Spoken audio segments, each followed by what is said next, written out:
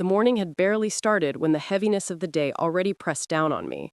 The sun rising over the quiet suburban streets of Charleston, South Carolina, making the air thick and warm even before noon, and I walked with my grocery tote swinging against my hip, taking the same cracked sidewalk I had walked for decades, past neatly trimmed lawns, faded picket fences, and the smell of someone already mowing their grass at 9 in the morning. A detail of small town life that reminded me of the simple routines that used to be treasure. Except today, there was a hollowness in my chest I couldn't shake, because only 3 hours earlier, my son-in-law, Mark, had rolled his black suitcase out the front door of my daughter Sarah's house, flashing me that stiff smile that never reached his eyes, the kind of smile that said politeness only, but never warmth, and muttered in his well-rehearsed tone, "Margaret, I've got a business trip. Take care of the place, and please pick up Emily from school these next few days." And I nodded, because that was what I always did. Nodded and swallowed my unease about him, the man my daughter insisted was good for her, despite the way something inside me bristled whenever he was around. And I had watched the taxi pull away down Ashwood Lane, the tires crunching against the gravel until they disappeared, leaving behind a silence in the house that felt too deliberate, too staged, as if even the walls had been told to behave. And I busied myself with dishes piled in the sink and clothes Emily had left in the laundry basket, folding, scrubbing, sweeping, anything to push away the creeping thoughts I refused to name. Sarah, my only daughter, was tied up with work at her architectural firm downtown, drowning herself in blueprints and late nights, and I often picked up the slack by looking after Emily, my 10-year-old granddaughter, who, to me, was the light that kept my aging soul from withering, with her brown curls and eyes that once danced with mischief, but lately seemed dulled, shadowed by something I couldn't quite reach. And I told myself it was just her age, the awkward stretch of girlhood into adolescence, but deep down I feared it was something else, something darker.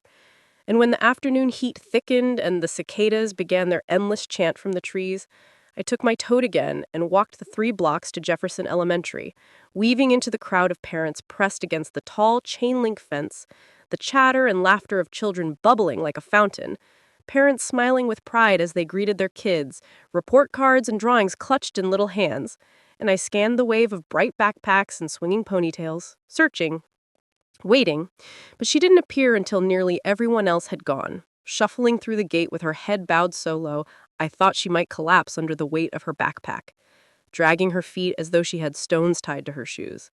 And when I called her name, Emily, waving from across the sidewalk, she flinched like a startled bird, lifted her eyes for the briefest second, then dropped them again. And when she reached me, I froze.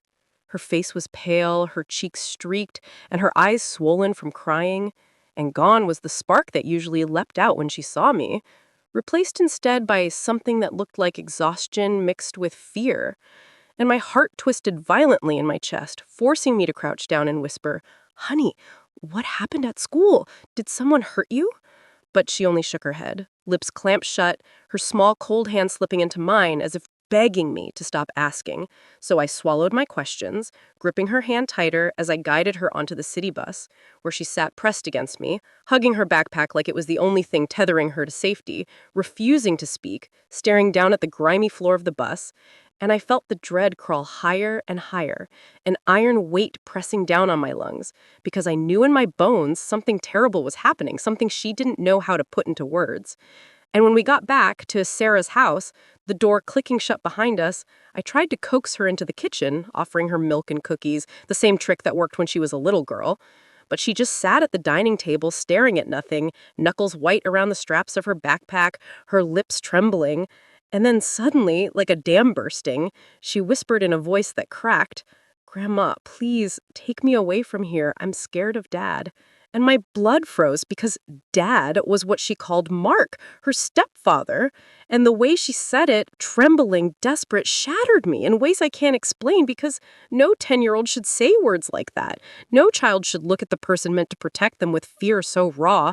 And I reached out with shaking hands, telling her softly, "Sweetheart, you're safe. You're with Grandma. No one's going to hurt you." But she shook her head violently, tears spilling down her face as she fumbled with the zipper of her backpack, pulling out a small, scuffed voice recorder, the kind you'd expect an office worker to use decades ago, and slid it across the table toward me with hands trembling so hard I thought she might drop it and whispered, "Listen to this, Grandma." And my stomach turned to ice, my fingers numb as I pressed the play button, static crackling before a heavy door creaked open and Mark's voice filled the room, cold and smooth like oil, saying, "Emily, I'm home." And then her little voice, timid, trembling, answering, "Daddy, I'm not scared." And then his tone turned sharp, a threat wrapped in silk. "If you tell your mom anything, she'll leave you, you'll lose her forever. This is our secret." And then her sobs, fragile, broken, echoing through the tiny device, as he continued, "Be good, don't resist, or everyone will hate you. They'll say you're a bad girl." And then the sound of a chair scraping, her muffled cry, "No, please, I don't want to." And I dropped the recorder as though it had burned me, but the audio kept playing, his voice low and poisonous, each word slicing through me like a blade, and Emily collapsed against me in real life, clutching my blouse with fists balled tight, sobbing, "Grandma, please, every time no one's home, he touches me. He always wants to touch me. I told my mom, but she doesn't believe me. She says I'm making things up." And the world tilted under me, fury, grief, horror colliding all at once until I thought I might collapse, and I wrapped my arms around her, rocking her like she was a baby again, whispering through tears, "My angel, I believe you. I will protect you. No one will ever hurt you again." Even though inside I was shaking so violently my bones rattled, because I knew this wasn't something I could fix with a hug. This was war. And my granddaughter had been fighting it alone far too long, and as night fell over the quiet Charleston neighborhood, I locked every door and kept Emily curled against me on the old couch, where her grandfather James used to sit, feeling his absence like a knife, wishing he were alive to help me fight this, knowing that by sunrise I would have to make a choice, stay silent and let evil thrive inside Sarah's home, or face the storm that would come when I confronted my daughter with the truth that her husband was a monster. I barely slept that night. My eyes raw from tears and my mind spinning with images of Emily's frightened face and the poisonous words that had seeped from that recorder, every syllable from Mark echoing in my skull like the toll of a church bell before a funeral. And as I lay there with my granddaughter curled against me on the couch, her tiny hand clutching the hem of my nightgown as if it were a lifeline, I stared into the darkness of my Charleston living room, the old grandfather clock ticking relentlessly, and thought of my late husband James, gone these 10 years from a sudden stroke, remembering how safe I had felt when he was alive, how our little house was filled with laughter, how my daughter Sarah once brought home her high school sweetheart, James Jr., and how our family had felt unbreakable, until life had its way of breaking everything. And now it was Emily's innocence that had been fractured, and I swore to myself I would not fail her the way others already had. Though fear gnawed at me as I realized the battle ahead, because Sarah had become so blended with ambition and her desperate need for stability that she refused to see the monster she'd married. And I thought back to James Jr., her first husband, Emily's biological father, a good man at heart who had stumbled through failed investments and debt until he had slipped out of their lives with his head low, telling Sarah he wasn't worthy, leaving her bitter, exhausted, and fiercely independent, working long hours at the architectural firm downtown just to prove to herself and the world that she didn't need anyone. And then Mark appeared. Polished, educated, the kind of man who charmed everyone at first glance, and Sarah clung to him like a lifeboat in a storm, blind to the shadows that clung behind his carefully pressed suits. And as I sat in the darkness stroking Emily's hair, I replayed every moment I had doubted him, every flicker of unease I had buried, and felt the weight of guilt pressing on me, because maybe I should have seen it sooner. Maybe I should have fought harder to keep Emily close to me. But regret wouldn't save her now, only action would. And when dawn broke and the cicadas gave way to the songs of mourning doves, I made Emily breakfast, though she barely touched the scrambled eggs and toast I placed in front of her, and her eyes remained hollow, her little body trembling whenever a car passed outside, as though she expected Mark to burst through the door at any moment. And I took her hand and whispered, "Sweetheart, you're safe here. Grandma's not going to let him hurt you again," though my own voice quivered with the weight of a promise I didn't yet know how to keep. Because Mark was clever. Sarah was blind, and I was just one aging woman with arthritis in her hands and fear in her heart. But I was also a grandmother with fire in my soul, and that fire would have to burn brighter than my fear. After walking Emily to Jefferson Elementary that morning, where she clung to me at the gate and whispered that she didn't want me to leave her, my heart shattering into 1,000 pieces as I forced myself to smile and say, "I'll be right here after class, baby." I clutched the recorder in my tote bag like it was a weapon, because in truth it was, the only proof of the nightmare Emily endured, and I resolved to use it that very day, no matter the cost. So instead of returning home, I marched back to Sarah's house, unlocking the door with my spare key, my stomach knotted, and waited at the dining table as the sun sank and the shadows stretched across the hardwood floor, until at last Sarah came home near midnight, exhausted, her blonde hair pulled back in a messy bun, her heels dangling from her hand, her designer purse slung carelessly over her shoulder, muttering, "Mom, you're still here? Why didn't you go home?" And I saw the weariness etched into her face, the kind of exhaustion that came from years of trying to juggle motherhood and ambition, but also a certain carelessness that cut me deep, because while she was fighting for her place in the firm, her daughter was drowning in terror. And I stood, my knees shaking but my voice steady, and said, "Sit down, Sarah. We need to talk." And she frowned, confused, irritated even, but sat across from me at the polished oak table. And Emily, who had waited up, crept from the couch, her backpack clutched her chest, and sat beside me in silence, her face pale, her eyes swollen. And with trembling fingers, I pulled the recorder from my bag and pressed play, the sound of Mark's voice spilling into the room, sharp, menacing, the same venom that had gutted me the night before. And Sarah's eyes widened, her breath hitching, but then she shook her head violently, pushing back from the table, shouting, "No, this isn't real. It's impossible. Emily, what did you do? Did your father put you up to this?" And my jaw dropped because even with the proof screaming from that tiny machine, she chose denial. She chose to defend her husband over her child. And my fury erupted, my hands slamming against the table as I shouted, "Sarah, that is your daughter's voice. Those are her sobs, and that is Mark's voice threatening her. She is 10 years old. How could she make something like this up?" And Emily broke into sobs, clutching my arm, whispering, "I told her before, Grandma. I told her so many times, but she didn't believe me." And Sarah stood trembling, tears in her eyes, but still insisting, "It must be James Jr. He's always been jealous. He wants to ruin what I've built with Mark. He's feeding her lies." And I saw then how deep her blindness went, how far she had buried her need for stability in the arms of a man she thought would save her, even if it meant betraying her own child. And my heart broke, but my resolve hardened, because if Sarah would not protect Emily, then I would, even if it meant tearing our family apart, even if it meant losing my daughter forever. And as Emily sobbed in my arms, trembling like a leaf in a storm, I stroked her hair and whispered, "You are not alone, baby girl. Grandma believes you. Grandma will fight for you." And I looked at Sarah across the table, my voice low but fierce. "If you won't stand by your daughter, then I will. And from this moment on, she is staying with me, because no child should beg to be heard and be met with silence from her own mother." And the silence that followed was heavy, broken only by Emily's hiccuping sobs, and in that silence, I knew nothing would ever be the same again.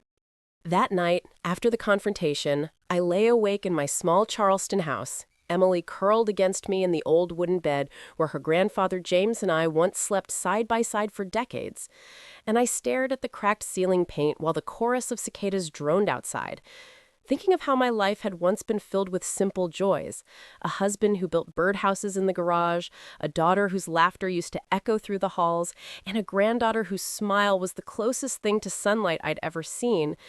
But all of that seemed so far away now, because here I was holding Emily as though she might shatter into pieces if I let go, her tiny fingers still wrapped around that scuffed recorder like it was her shield against the darkness. And I whispered lullabies to soothe her trembling breaths, the same lullabies I once sang to Sarah when she was Emily's age, but each note cracked under the weight of rage and guilt.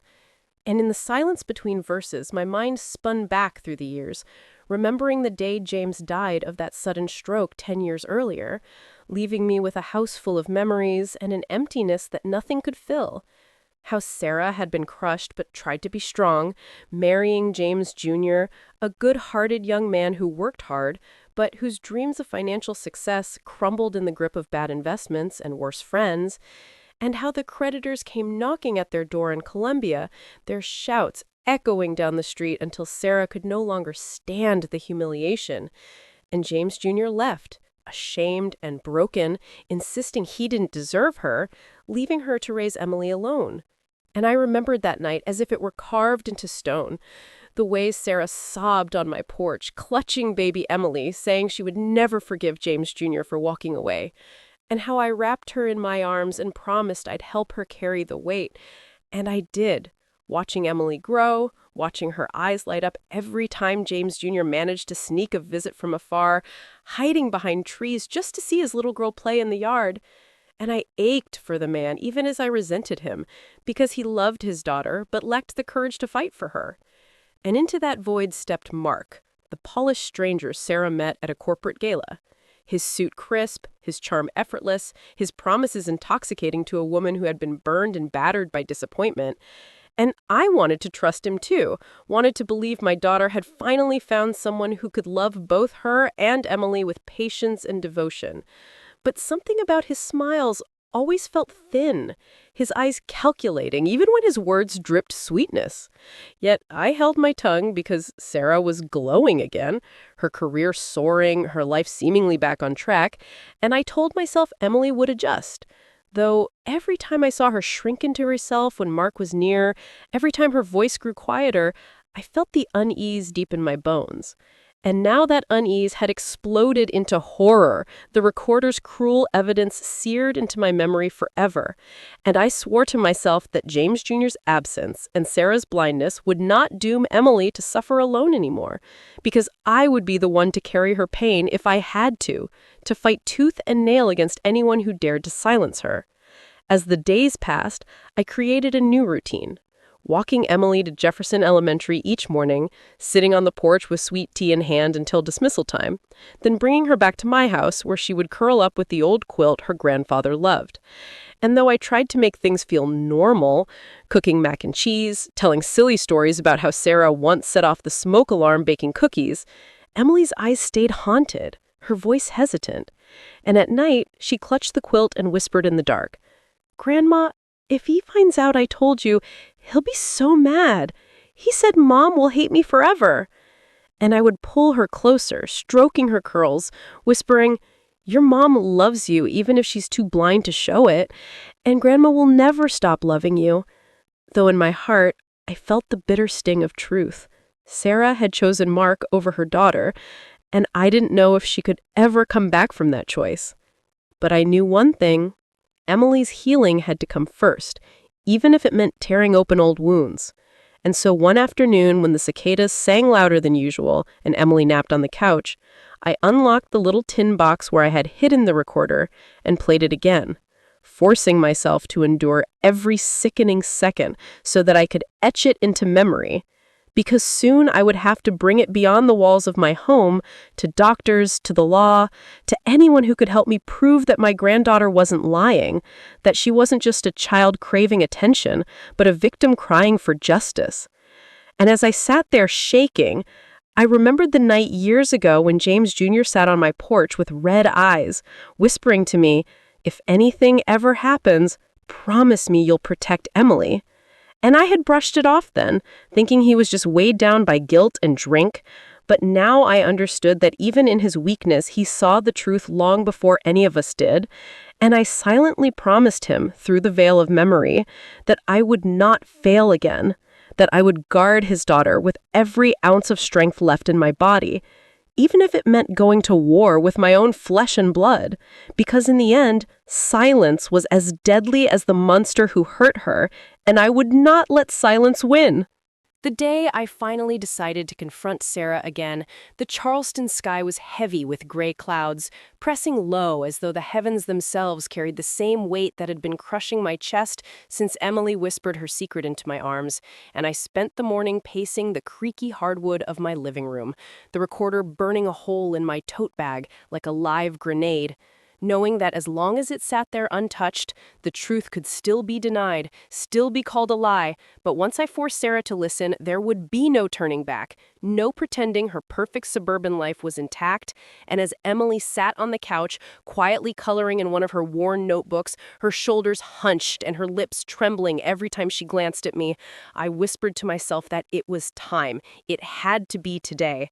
And when dusk fell and the cicadas gave way to the first songs of crickets, I locked the door of my little house and walked the 3 blocks to Sarah's colonial-style home, the white shutters gleaming faintly under the streetlights, the flower beds trimmed just so, a house that looked like a postcard of stability, but inside reeked of rot, and I let myself in with the spare key, the silence of the house unsettling after years of James Jr.'s laughter and later Mark's carefully staged charm, and I sat at the oak dining table, gripping the recorder, the seconds dragging until near midnight when the front door finally opened and Sarah stepped inside, exhausted, her blazer slung over her arm, her voice rough with fatigue as she called, "Mom, why are you still here? What's going on?"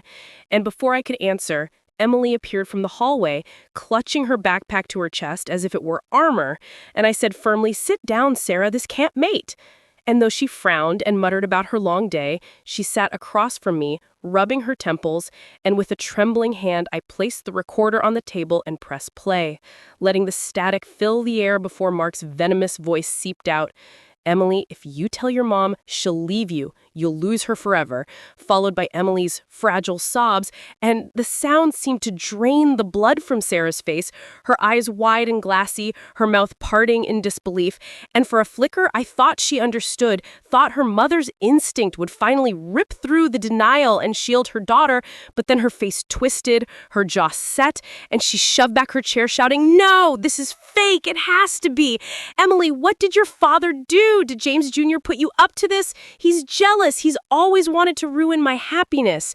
And I slammed my palm on the table so hard the recorder rattled, my voice breaking with rage. "Sarah, do you hear yourself? That is your daughter's voice. Those are her tears, and that is Mark threatening her. She's 10 years old. How can she invent this?" But Sarah, trembling, her face red, cried out, "James has been poisoning her mind for years. He wants to break this family apart. He told me Mark's past was questionable, that he couldn't be trusted, but I know James. He's bitter. He wants me miserable, and now he's dragged Emily into his lies." And my chest burned because even now, even with proof screaming through the room, my daughter clung to the fantasy that Mark was her salvation, and Emily's sobs cut through the air like knives as she clung to me, wailing, "Grandma, I told her before. I told her so many times, but she never believed me." And Sarah stood trembling, tears falling but still shouting, "He's using you, Emily. James is behind this." And something inside me broke, because I saw the little girl trembling in my arms, begging for someone to believe her, and I saw the woman across from me, my own flesh and blood, blinded by pride and desperation, and I realized with sickening clarity that if Sarah wouldn't protect her daughter, then I had no choice but to do it myself, even if it meant severing the bond between us forever. And as Emily buried her face in my chest, I stroked her hair and whispered fiercely, "I believe you, baby, and I will protect you with everything I have." Then turned my glare to Sarah, my voice low, but sharp as a blade. "If you can't believe your own child, then she is staying with me, because no man, no illusion of happiness is worth her soul." And the silence that followed was so heavy, it seemed the house itself held its breath. And I knew, as Emily trembled in my arms, that a line had been drawn, and our family would never look the same again. That night, after the fight with Sarah, my hands still shook as I tucked Emily into the old quilt on my couch, her eyelids heavy, but her sleep restless, twitching as though her nightmares clung to her, even with me watching over her, and I sat in the dark living room with only the soft tick of the grandfather clock and the faint hum of the refrigerator, clutching my phone in my lap, staring at Sarah's number on the screen, torn between dialing and screaming at her for her blindness or letting her stew in her denial. But before I could decide, Emily stirred and whispered in her sleep, "Grandma, don't let him find me." And my heart splintered again, because no child should have to beg for safety in her own home. So I slipped into the kitchen, phone in hand, and thought of the one person who might still have the courage to fight for her. James Jr., her father, my former son-in-law, the man who had walked away years ago with his head bowed in shame, but who still loved Emily with a quiet ferocity. And with trembling fingers, I called his number, praying it hadn't changed, and when he answered with a groggy, wary hello, my throat closed for a moment. But then I forced the words out. "James, it's Margaret. You need to come to Sarah's house right now. It's about Emily. It's serious." And he was silent for a beat before replying, voice tight with panic, "What happened? Is she hurt?" And I swallowed my tears and said, "Just come, please," then hung up before I lost my nerve. And 2 hours later, he was at the door of Sarah's house, thinner than I remembered, hair disheveled, a worn flannel clinging to his frame, but his eyes fierce, his jaw tight. And when Sarah saw him, she erupted like a storm, shouting, "You don't belong here, James. This isn't your business anymore." But he stepped forward, voice like steel. "She's my daughter, and if she's in trouble, it's absolutely my business." And Emily, hearing his voice, ran from my arms straight into his, sobbing into his chest. "Daddy, I want to go with you. I don't want to live here anymore. I hate Mom. I hate him." And the raw pain in her words sliced through the room, leaving us all in stunned silence. And James held her close, his face twisted with grief and rage, then looked at me with a question in his eyes. And I didn't hesitate. I pulled the recorder from my tote, pressed play, and let Mark's venom fill the kitchen, his threats, his manipulation, Emily's muffled cries, every word searing into the air like acid. And James's face contorted from confusion to horror to fury, his fists clenched so tight I thought he might punch through the wall. And Sarah, pale and trembling, stammered, "No, it can't be. It has to be fake." But James roared over her, his voice booming. "Fake? You think our little girl could fake this? You think she would cry like that for fun? You chose him over her, Sarah, and now look at her. Look at what he's done."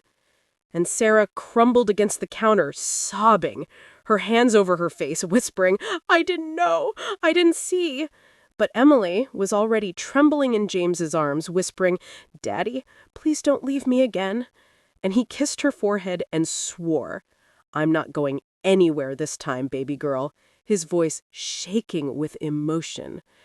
And I stood there with tears streaming, both relieved and gutted, because I saw the father he could have been all along. And I knew that while Sarah drowned in denial, James was ready to fight. And I silently vowed to fight with him, even if it meant tearing every last illusion Sarah clung to into shreds, because Emily's life, her soul, was worth more than pride or appearances. And as I gathered my purse and the tin box where I had locked the recorder, I whispered to James, "We're taking this to the hospital first, then the police." And he nodded, eyes blazing, while Sarah collapsed onto a chair, broken, mumbling apologies that came too late. And as we carried Emily into the night, the warm Carolina air wrapping around us like a heavy shroud, I knew this was only the beginning of the storm. But at least Emily was no longer alone in it. The ride to the hospital that night felt like it stretched into eternity, the taxi's headlights slicing through the humid Charleston darkness as Emily lay curled in James's arms, her face buried in his chest, her small fingers clutching his flannel shirt as if letting go would send her tumbling back into hell. And I sat beside them, my own hands trembling in my lap, staring out the window at the familiar streets that suddenly felt menacing.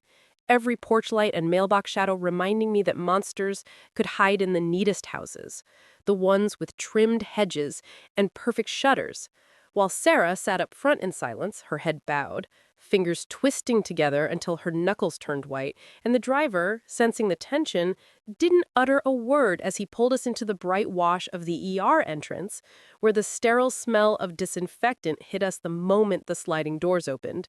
And inside the pediatric wing, a young doctor with kind eyes crouched down to Emily's level, speaking gently, "Sweetheart, I'm Dr. Sanders. Can I check you out real quick?"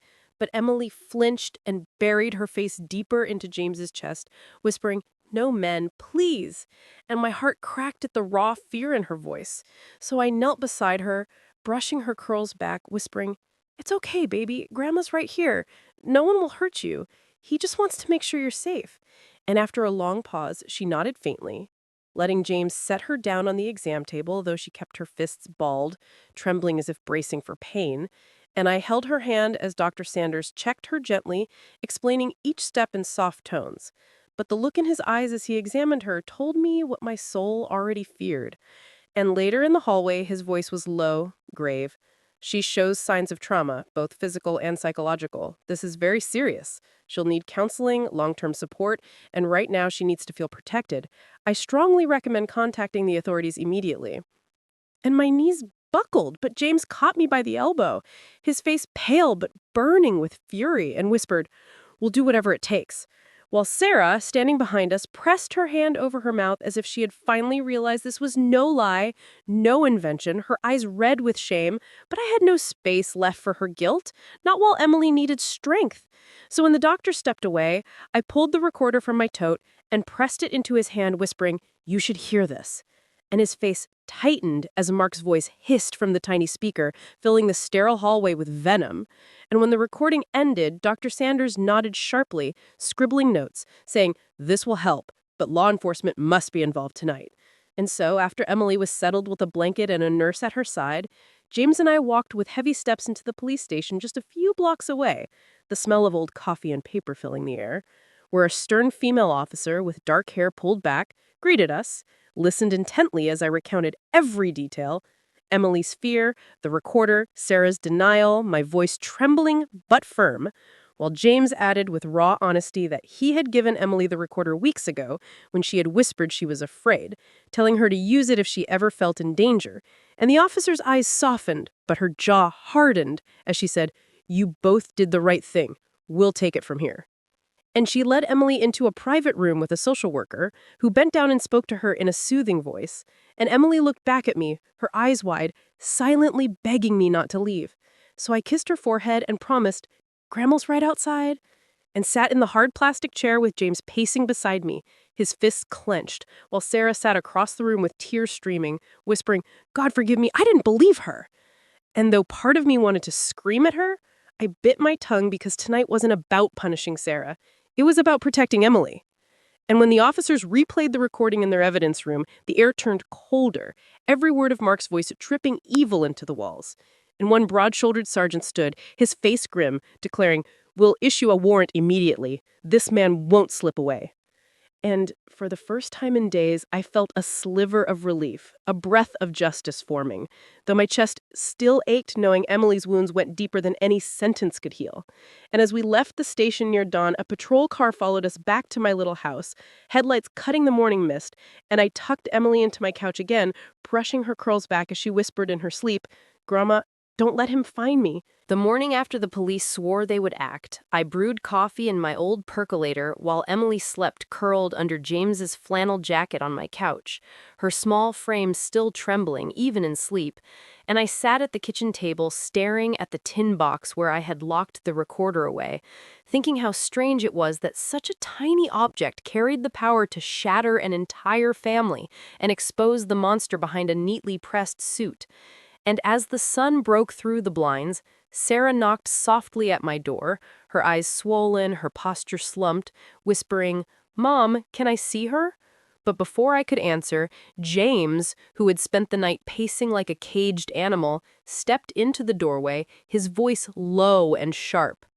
"You lost the right to see her when you chose him over her." And Sarah flinched but pushed past, kneeling beside the couch where Emily stirred and blinked up at her.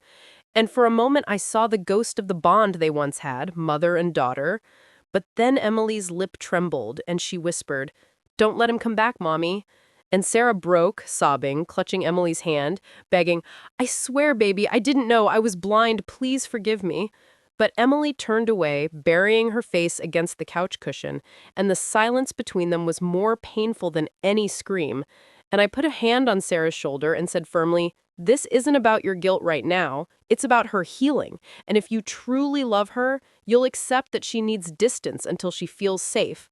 And Sarah nodded weakly, wiping her tears, while James clenched his fists, muttering, "If I see Mark again before the police do, I'll kill him with my bare hands." And though part of me wanted to echo his rage, I whispered, "Let justice handle him, for Emily's sake, even as fire burned in my veins." That evening, word came that Mark had been arrested at Charleston International Airport trying to board a flight, his smugness stripped away as officers led him in cuffs. And when the news hit the local stations the next morning, neighbors and strangers alike filled social media with outrage, calling him the devil in a business suit. And while I sat in my living room watching his face flash across the television, head down, hair disheveled, the man who once pretended to be a provider, now exposed as a predator, Emily crept beside me, whispering, "Grandma, is it really over?" And I hugged her tight, whispering back, "The worst is over, baby, but healing takes time." Even though inside I knew scars don't vanish with an arrest. And the weeks that followed blurred together with court hearings, lawyers, therapists, and long nights where Emily clung to me, refusing to sleep alone, her nightmares still dragging her back into the shadows.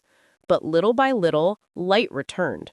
Her teachers at Jefferson Elementary made her paper flowers with messages like, "Emily, you're brave," and "We're proud of you."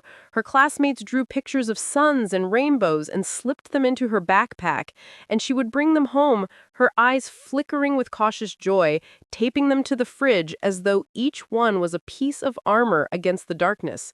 And James, now free of debts and determined to make amends, spent every spare moment with her, taking her to the park, pushing her on the swings until her laughter rang out again, cooking her pancakes shaped like hearts, just to make her smile. And I saw in him the father he had always wanted to be, a man redeemed through the fierce love of his child, while Sarah, humbled and broken, came quietly on weekends, sitting at the edge of the porch, waiting until Emily was ready to approach, bringing her small gifts, a book, a cupcake, a soft blanket, but never pushing, learning at last that trust had to be earned back. And I watched this fragile dance with a heavy but hopeful heart, because though the wounds were deep, at least Emily was surrounded by people who finally believed her, finally chose her over their pride.